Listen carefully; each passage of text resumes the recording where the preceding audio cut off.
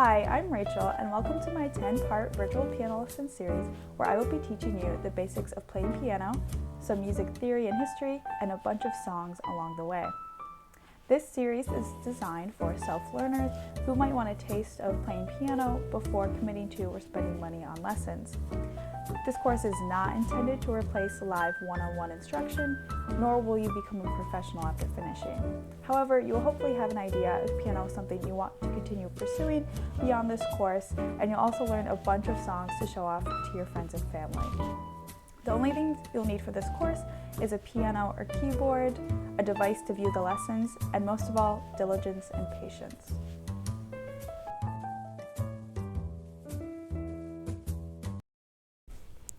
So let's get started with the first lesson. We'll begin by briefly going over the layout of the keyboard. As you can see, the piano is made of groups of white notes and black notes. The black notes alternate between groups of 2 and groups of 3. And as you go farther to the right on the keyboard, the pitch of the notes gets higher.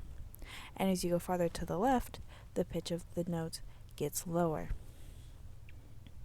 The keys are labeled with the letters A through G in alphabetical order, starting at the very bottom of the piano and repeating A through G all the way to the top of the keyboard.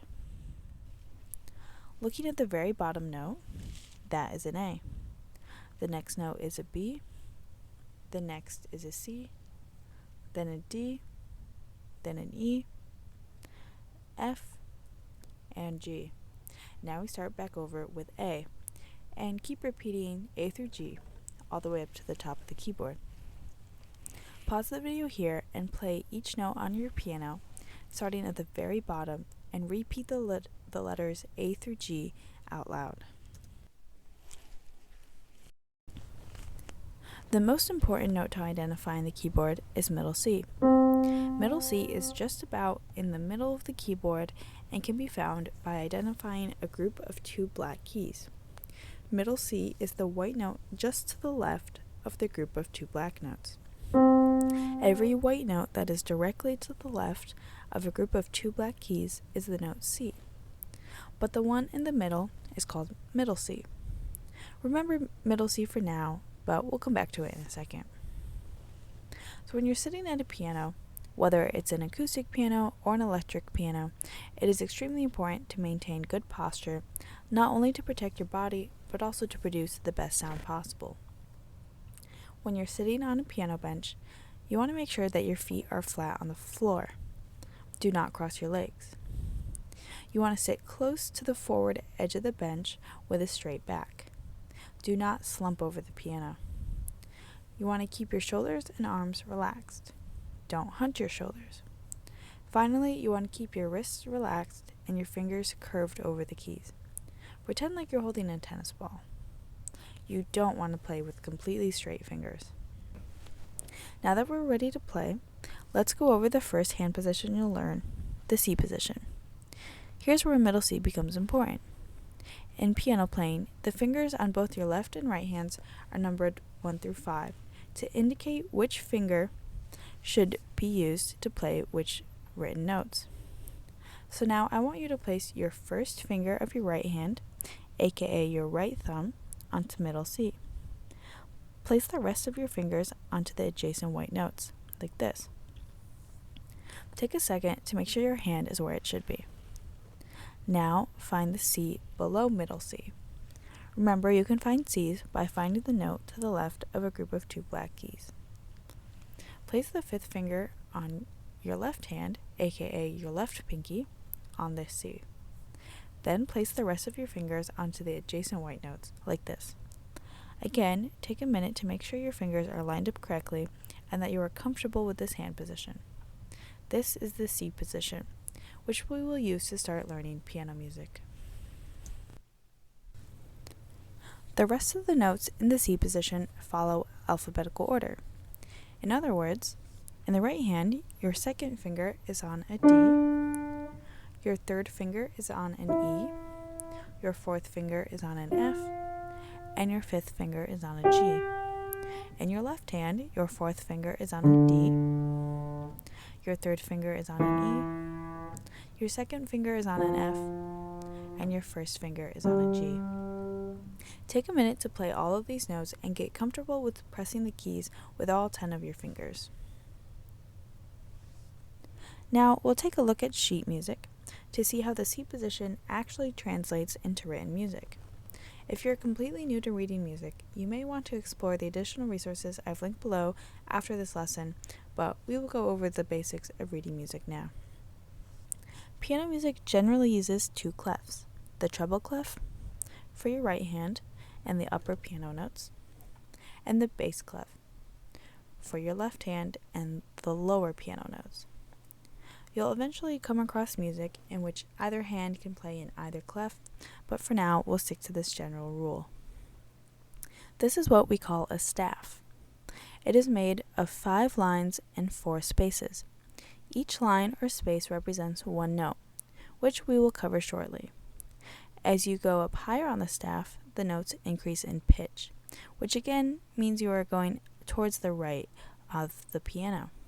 As you go down the staff, the notes decrease in pitch, which again means you're going towards the left of the piano.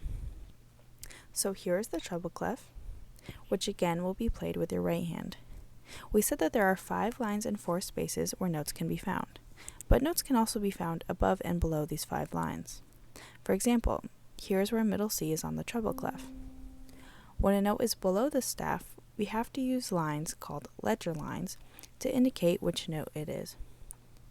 So again, here is middle C in the treble clef and on the keyboard. The space right below the staff and treble clef is D. Again, here is D on the keyboard. The first line on the staff and treble clef is E. Here is E on the keyboard. The first space on the staff and treble clef is F. Here is F on the keyboard. And lastly, the second line in treble clef is G. And here is G on the keyboard. In later lessons, we'll learn more about notes above G and below middle C. But for now, we'll stop here, as these are all the notes found in C position. Feel free to pause the video here and commit these 5 notes to memory. Again, they go in alphabetical order, C through G, from the line below the staff through the second line of the treble clef. For our first exercise, I'll show a note on the screen, and then you can play the note with your right hand in C position. First, make sure your right hand is in C position correctly. So here's the first note. Now take a second to play this note. That was middle C. Here's another note. Play this note with your right hand.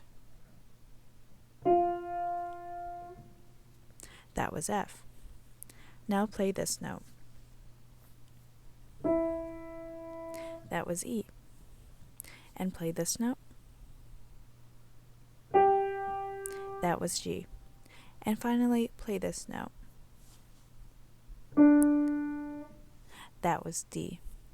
Now we'll go over the bass clef, which will be played with your left hand. Just like before, this staff has 5 lines and 4 spaces, but the notes are not in the same positions as they are in the treble clef. On this staff, middle C is up here. However, we won't be using this note for now, so let's look at the C we'll actually be using. Here is C. It is the second space from the bottom, and here is the location of that C on the keyboard.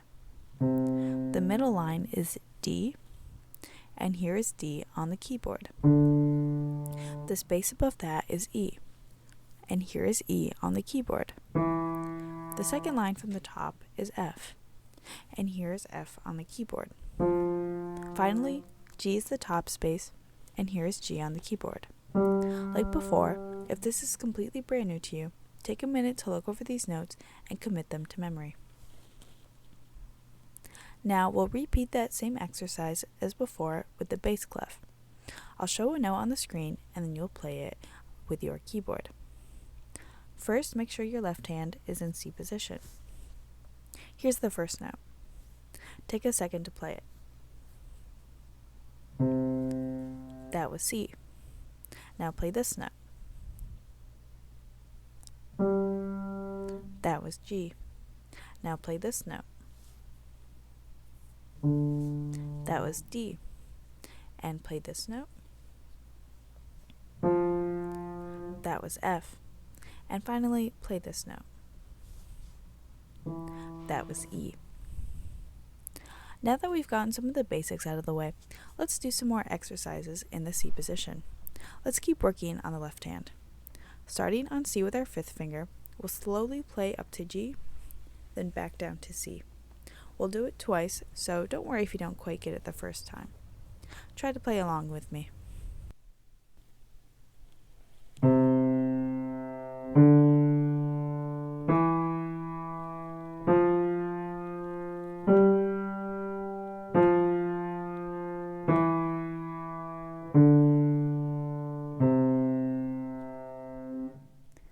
And one more time.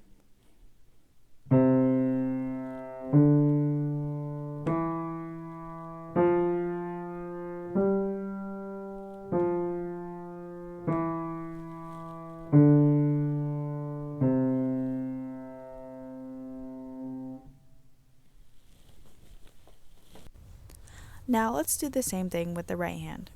Start with C, play up until G, then back down to C. We'll do it twice and try to play along.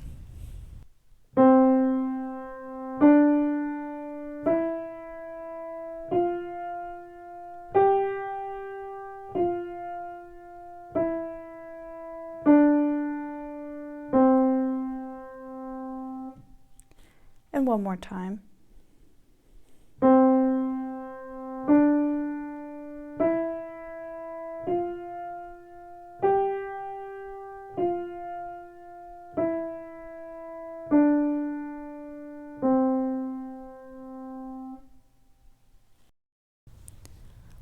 Now let's play this pattern with both hands at the same time.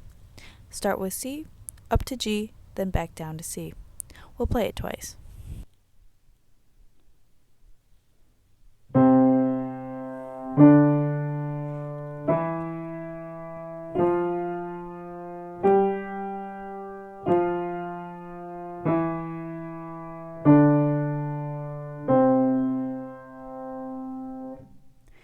And again.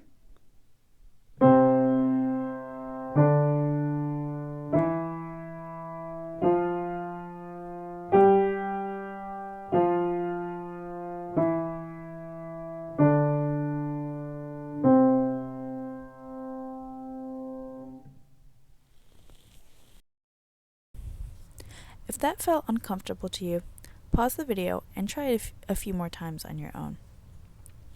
For our final exercise, I'll show a pattern of notes on the screen. I'll give you a few seconds to look at it, and then we'll play it together. Before we do this though, there are a few things I need to explain. Above the notes, there are some numbers, and these indicate which finger to play the note with. We already went over the fingering of the C position, but these numbers are there to help guide you at first. Secondly, don't worry too much about the length or speed of notes. For now, we'll just play slowly together, and if you mess up, feel free to pause or rewind the video and try again. Our first exercises will use the treble clef. Line your right hand up in C position. Here is the first one. We start and end with the first finger, and you can follow the notes and fingerings to play all the notes in between. Pause the video if needed, and then we'll play it together twice. Ready, and.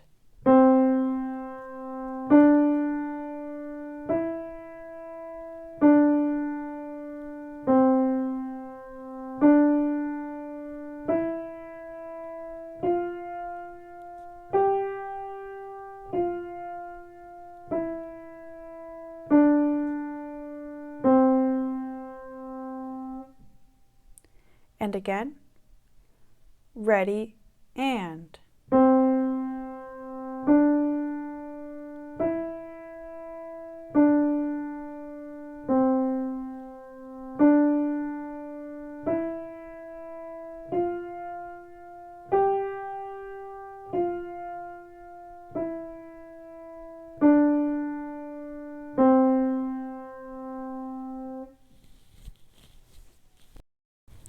Here's another exercise in the treble clef. Here we start and end with the fifth finger. Again, pause if needed, and then we'll play it together twice.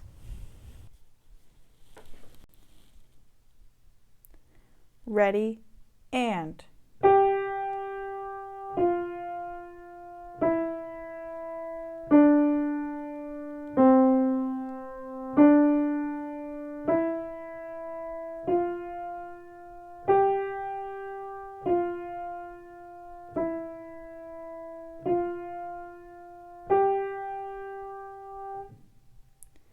And one more time. Ready, and.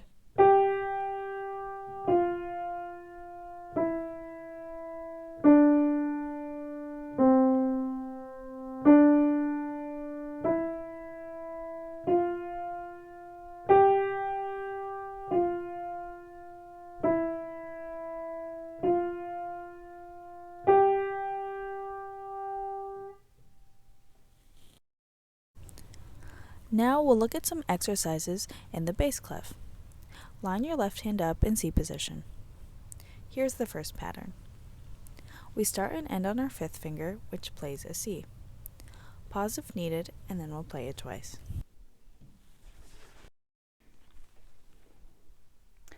Ready, and.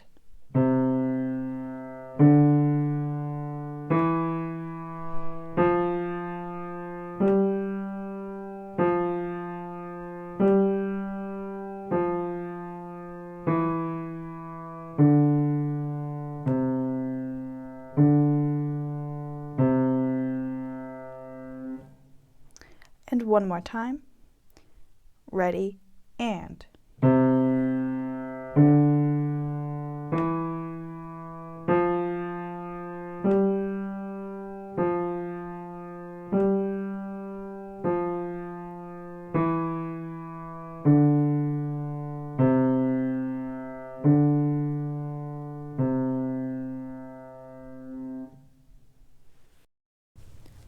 And here's another exercise in bass clef.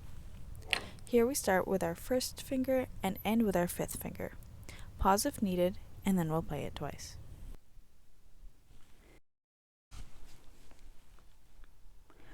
Ready, and.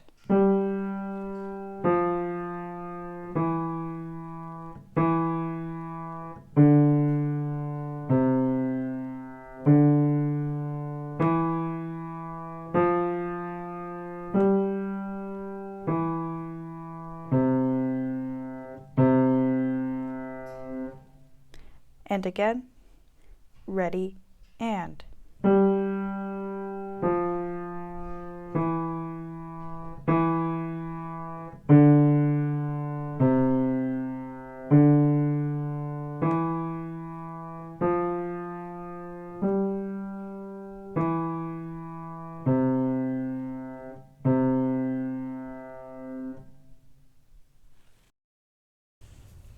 These final patterns use both the treble and bass clefs. Together, this is called the grand staff. In the grand staff, you could have notes in the treble clef, the bass clef, or both. But for now, we will only play notes in one clef at a time. These symbols are called the rests and indicate that you don't play any notes there. Here's an example pattern that uses these rests. So for these last exercises, you'll alternate between your right hand and your left hand, but you won't be playing both at the same time. In this exercise, we start with our right hand, and then we play the same exact thing in the left hand. So take a look at this exercise, and then we'll play it twice. Ready, and.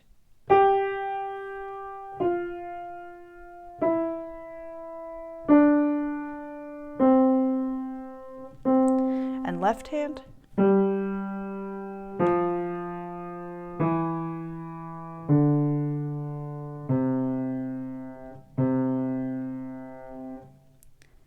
Let's play it one more time. Ready, and.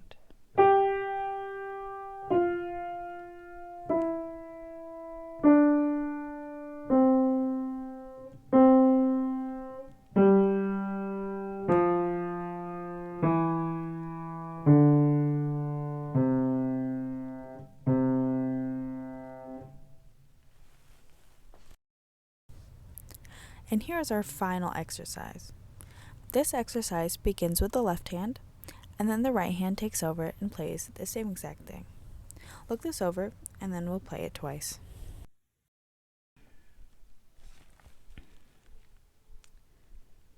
Start with the left hand. Ready, and.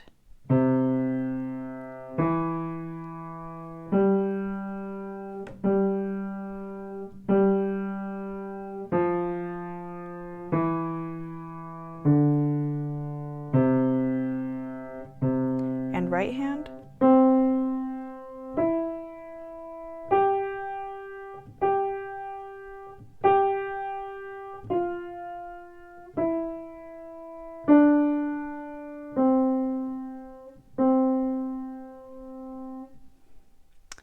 And one more time.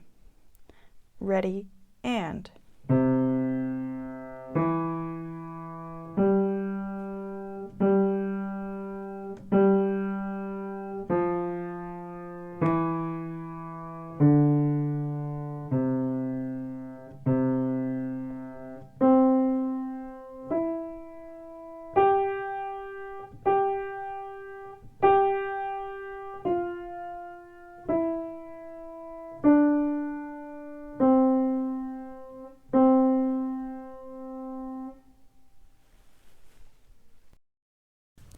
This is the end of our first lesson. You can now work through this module's practice exercises, theory worksheet, history lesson, and quiz to get a better understanding of what we learned today. Make sure you check your answers to the theory worksheet, and there are recordings available to check your playing of the practice exercises. And as previously mentioned, there are also some additional resources linked below that provide more support on some of the concepts that were introduced today. After you're comfortable with this material, please join me in the next module. Bye for now.